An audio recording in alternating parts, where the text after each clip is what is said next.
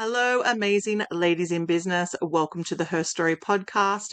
I am your host, Kylie King, the founder of Australian Ladies in Business Initiative, and I am so excited today to be joined by the incredible Edriana King from King Virtual Services. Thanks so Thank much, you for Kylie. Thank you for joining me. I'm so glad to finally have you on. I know it's been a long wait. It has. Super glad to be here. So let me know. Let's get started with the listeners. Tell us a bit about who you are and what you do, other than having the most amazing last name. Yeah, of course. So I am Adriana King, yes, and my business is King Virtual Services. So I am a mum. I started King Virtual Services because I wanted to be able to homeschool my son, and I needed some extra income. I had all these skills from running businesses from the previous decade, and so I was like, oh, I'm going to help. I know what it's like in business. We have all the hats, all the admin tasks, all the social media tasks. I just want to help people do that so they can spend more time with their kids, spend more time, having a rest, getting some sleep, looking after themselves. And then it just kind of grew. So now we have a team of mums all over Australia that help small business owners and heart-led small business owners. We love working with people who really want to make a difference. And we help them out with all their admin, social media and marketing tasks so they can do what lights them up and spend their time where it really matters. Beautiful. So let's break it down just a little bit in regards to virtual assistants and what they do, because I know when I mention to some of the small businesses, it might be time to outsource and get a VA. They look at me and they go, I don't know what that is and what they do. Yep. So sometimes how I describe it is when you get into business to do something, like say become a counsellor, you get into business to do counselling, to talk to people and help them through their whatever they're going through. But then you start your own counselling business and you realise you're spending 80% of the time doing admin. And then marketing, all of a sudden you have to be a full-time marketing manager. And you're like, this is not what I signed up for. So we help business owners a lot with the repetitive side of the admin. So a really common one is client onboarding. Whenever any new business gets a client on, they usually go through a process. And that's a process that most of the time the business owner doesn't have to be managing. So where we can automate things, we will work with you to automate them, but where they need a human touch, that's where we step in and keep them moving smoothly, and so that they feel seen and heard as well. That's what you want when your client is onboarded. And then from the social media and marketing side, we have packages that help you to, truly encompass your brand and stay consistent and start reaching the people that you want to reach, the actual people you want to reach, not all the random people that don't give a crap, and nurturing them so that they can see how amazing you are and then come to you to solve their problems, because that's what we do as business owners, right? We solve people's problems. Are you telling me that I shouldn't just market to everyone and hope that some of that will stick? I should target certain people? Yeah, crazy, right, Kylie? Can't believe it. I feel like the whole thing has shifted now. So, no, that's awesome. So is it, does the business owner need to worry about telling you everything, or is there some things you see a gap and you fix it, or it's something you work together with the business manager? Yeah, so we work together. We truly want to partner with business owners. We don't want to be the people that you think you throw a list at and they just go and tick it off and then it's done. We want to work with you to make sure the things that we are doing, we're doing right, and that they're actually bringing you value. So we're not just wasting time. And where there are gaps, if we see gaps, yes, we will say that. But also, we have that consistent back and forth. So if you see gaps in our work, we want to see that as well so we can improve on that. And that only comes with that back and forth, open communication, and having that trusting relationship. Beautiful. No, that makes a lot of sense because, yeah, getting started and, of course, handing your baby over, and a lot of people see their businesses as a baby. Handing your baby over to someone is scary. Have you found that with businesses when they first come on board, when you're onboarding them, that they're scared that, oh my God, she's trying to take my baby? Oh my goodness, like, so every conversation almost. I had this conversation earlier this week. You know, they are. Our businesses are our babies. This is my third business now, and yeah, absolutely still my baby. And that's, I think, like one of our highest values is trust, right? Like, and that's why a lot of clients will work with us and choose us. I literally had the conversation yesterday. She was like, I'm overwhelmed. I have too much to do. My kid needs me. Like, I need to hand off some of the work, but I don't trust anyone else. But then you came to mind, and like, they'd worked with us previously on a project, and they said, you just got me. You just understood what I wanted. You were so lovely to work with. You are the only people we can trust right now. And so that's how they were able to hand that over. But it's also knowing that, like, if things aren't going to work out, like if we work out we're not the best fit, we're not going to keep sitting here and like trying to do the wrong thing. We'll talk it out, communicate it, and if it truly isn't the right fit, that gets handed back over. And we have systems in place and stuff for security, password managers and everything as well. So we have all our backup systems in place to make sure you just have that peace of mind as well. So you will look after their baby and you won't drop their baby, which is the most important thing at the end of the day, right? No one wants to drop the baby or the business. They just want it to keep moving forward. So you mentioned this is your third business. So clearly a serial entrepreneur. What made you move away from your other businesses and go, I want to work as a virtual assistant? And then, you know, you're building this, as you mentioned, you've got staff now. So what brought you into this business? Yeah, so my first business was when I was 21. I had been a swimmer and then a swimming instructor. And my boss, I had actually quit swimming instructing, hadn't done it for 9 months, and my ex-employer called me up, told me she wanted to retire, and told me she wanted to sell me the business. And at 21, I was like, yeah, no worries. Totally. It'll be fine. Had 8 staff, had like 100 kids that we taught to swim. And it was an amazing learning experience. I was doing that just on a Saturday morning while I finished my honours in psychology and then went into a full-time employment. And then I went on mat leave when I had my son, and then COVID happened.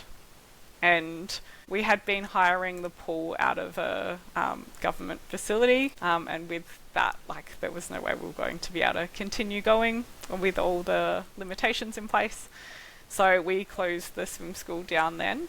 And then my second business was I got trained in hypnobirthing just before COVID. And so when COVID hit and my target audience was pregnant people in Adelaide, became really hard to get clients. So I had to upskill a lot and learn a lot of new things, which was great, but not super consistent, lots of work and not super consistent results. And then when I decided I wanted to homeschool my son, I knew that I needed something that I could do at home while he was potentially here. And like I said previously, like, I knew what it was like as a business owner. I actually love doing the back end stuff. I love that stuff. So I was like, cool, I will just help you do this. And that grew like fairly quickly when it was just me, but it got to the point fairly quickly that I knew I had to either say no more clients, or I had to start bringing on a team. And so I sat with it for a little while and then decided to say, yeah, like, I have this opportunity for other mums who might be homeschooling their kids, who might have kids that need them because they're smaller, who might want to travel, who for whatever reason a 9 to 5 just isn't going to work for them. And I was like, cool, let's do this. And yeah. Beautiful. I love that, especially as a homeschool mum myself. I think that is absolutely amazing, because, yeah, you're trying to juggle all the things. And you know what? I'm going to just say it. Having your kids at home all the time is a challenge in itself. Like, there is no respite or broke. It is like your kids are here all the time. So then also trying to juggle work with that. And I'm not sure how old your kids are, but it can get really hard at times, like really hard at times. So I think that's absolutely amazing that you've now extended that into a business where you're allowing other women to do the same thing. And, then you've got your own little homeschooling community at your workplace. Yeah. We should absolutely bring them into one place, right? Well, they Yeah. can all do their schooling together and you guys can just do your business together. It's all done. Yeah. I feel like there's so much crossover though. Like my son, he is 8, so I only have the one. He is 8, and we were playing a Pokemon imaginary game the other day, and he turned around and said to me, "Mama, if we were in the Pokemon world, what business would you have? Not what job would you have?" Yeah. That is amazing. And I need to know your answer. What did you say? Oh, I was so amazed. I was just sat there like, oh my goodness, I've done something so right. I love this. I think I spoke about I would probably have something to do with like a Pokemon rescue center, I think. Yeah. Yeah. Yeah, I think that's a good one. A Pokemon Rescue Center. I'd probably do the same. That's interesting. I've never heard that question before. I think that's one I'm going to have to pop in the ALIBI group. If you're in the Pokemon world, which is a lot of millennials are in there, we remember Pokemon when it was just 2 generations. We can put it all in there, which is beautiful. So, what is if we look at businesses, what so far has been your biggest challenge as a business owner? 100% my mindset, and I think it's one of these things that like and again I was just talking about this with some other business owners, and the business coach in the group was saying that if you are growing, like if you're feeling that self-doubt creep in, it's a sign that you're growing. Like you're not comfortable because you're not static, you're not sitting where you are comfortable and staying in that place. And I was like, I love that, because that's the thing. As soon as you keep growing and you're ready to step into that next stage, you go through a whole new phase of it. And you have to challenge yourself in ways that you just don't outside of business or parenting. Parenting, I always say that having a baby or having a business is the best self-development course you can do. And yeah, you just challenge yourself in ways that you never would outside of there. And I love it. I love, yeah, unraveling who I am and becoming so me that it just lights me up. Amazing. And I love that comparison you've made there of business and babies and all of that. I believe your business is your baby, and it is the most time for growth because you really figure out who you are and what you want.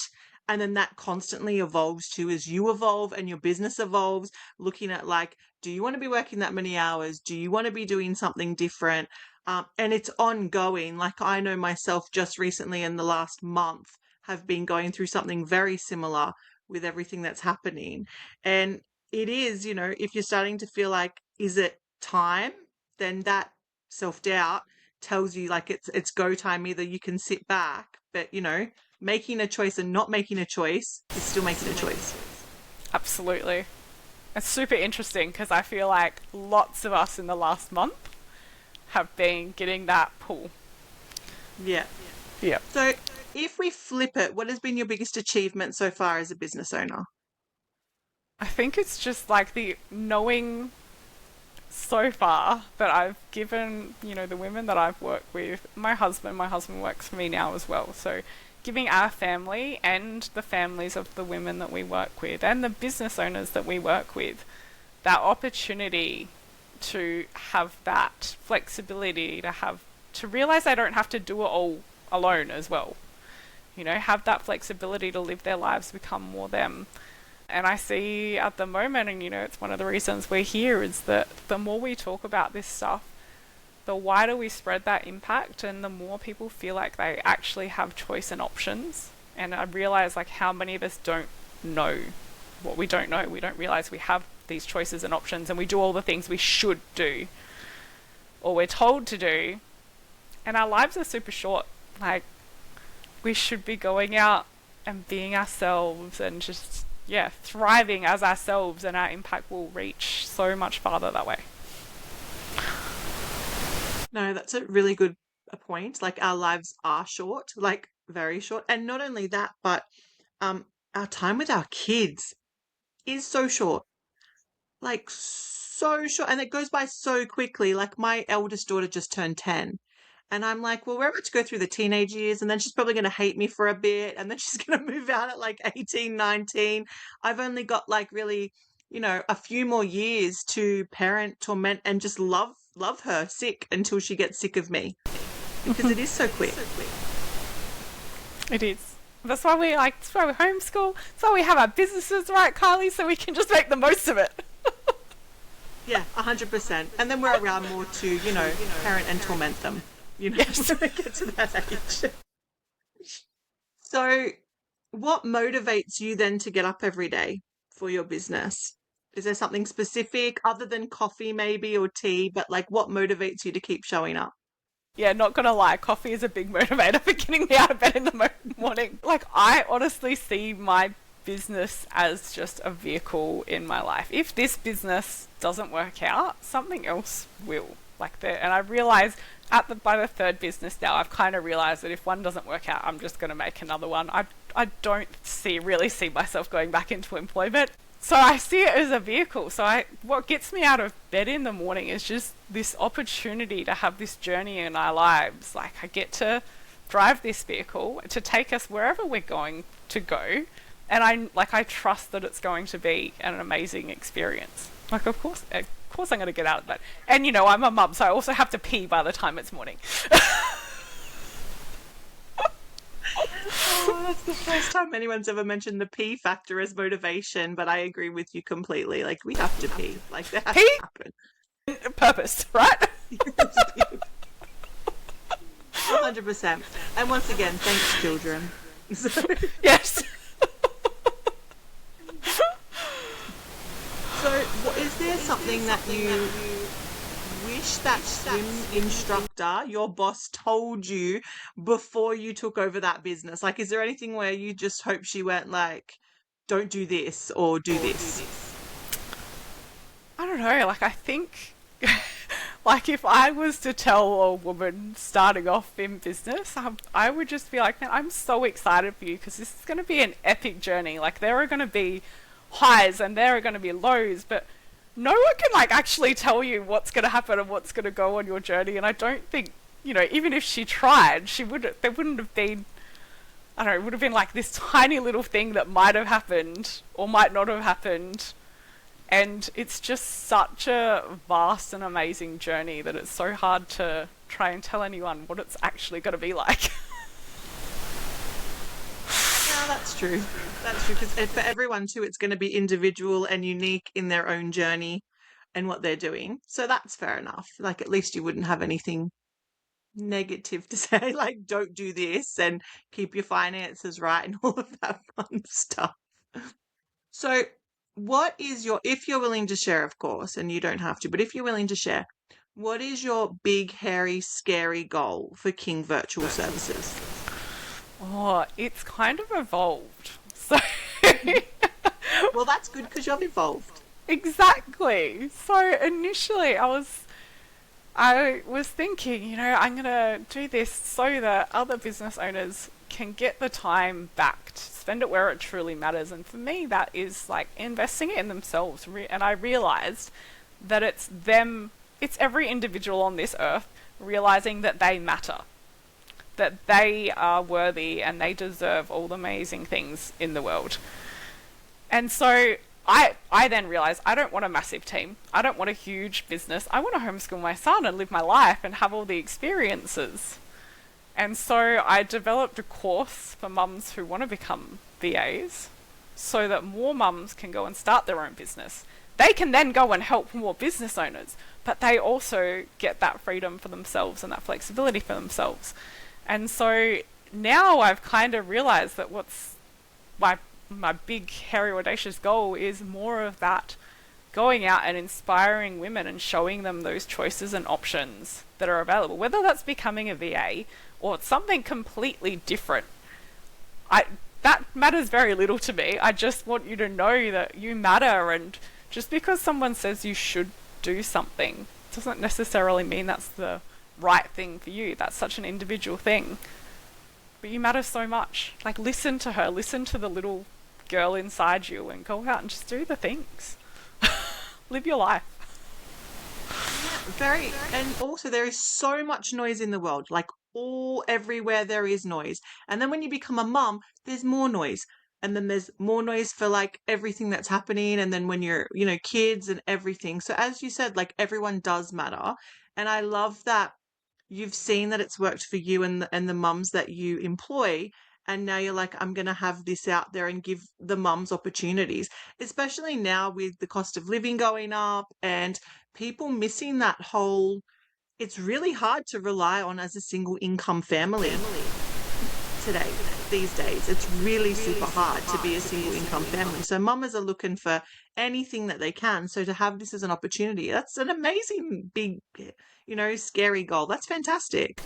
Yeah, thank you. So as the expert in virtual services, okay, you are the expert. You've built an empire, or you're building, sorry, not an empire because we're a small business. You're building a cool, small family owned business, but you've technically retired the husband by making him come and work for you. Which, firstly, how is that going? Is he good? Yeah, like it has been a really big learning experience, and I love that. So many people were just like, oh my goodness, that must be hell. Like, you must hate each other. And I was like, no, we actually really love each other. And it has given us this opportunity to like enter a new layer of our relationship of learning about each other that it never would have before. And it's given him and my son this opportunity to have this relationship that is just so uncommon because it just is unheard of almost. And that's been beautiful. Okay, good. That's good to hear then, that it's good. And I think it is so important too, as we mentioned, for mamas to try and do that homeschooling, for also the fathers as well, because normally they're always out. And in my and it's good to hear that he's having this beautiful bond with your son.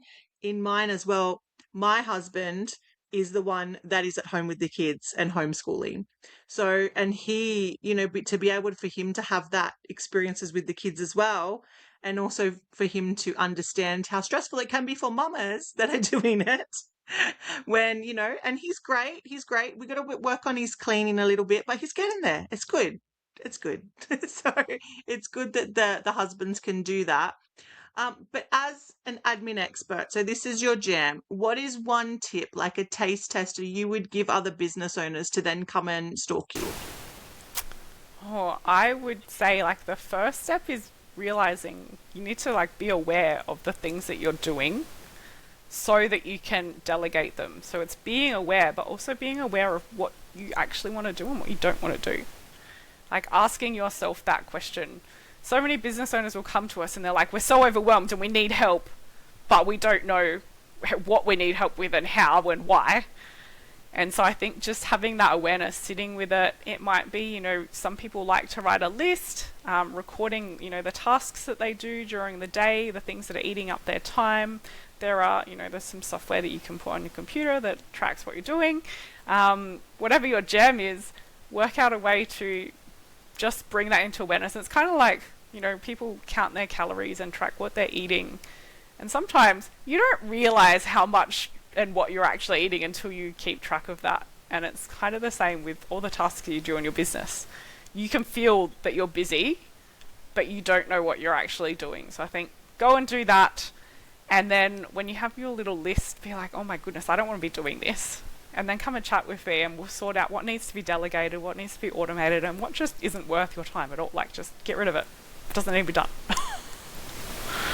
I love that. And I remember working back when I worked retail, there was always this one manager that was always flustered because he had so many things to do, but he achieved nothing because he spent his whole time flustered trying to do multiple things and nothing would get done. And when we broke it down, just like you've mentioned, he had so much more time and he didn't have to keep running around like a flustered little person, which was great. So that's awesome. So, where do we stalk you? Where do we come and bring our lists once we've done them? Yeah, so if you've got your list, come and send me an email at hello@kingvirtual.com.au. You can stalk the website, you can stalk my LinkedIn. My personal LinkedIn is Edriana King, and that has lots of the mum life flexibility in there. And yeah, Instagram, Facebook, I'm everywhere. Beautiful. Thank you so much for joining me today, sharing your business journey, all of the amazing businesses that you've had and how you're out there, you know, accepting business owners as they are and then trying to help them refocus, realign, and keep growing the way they want to. Thanks so much for having me, Kylie.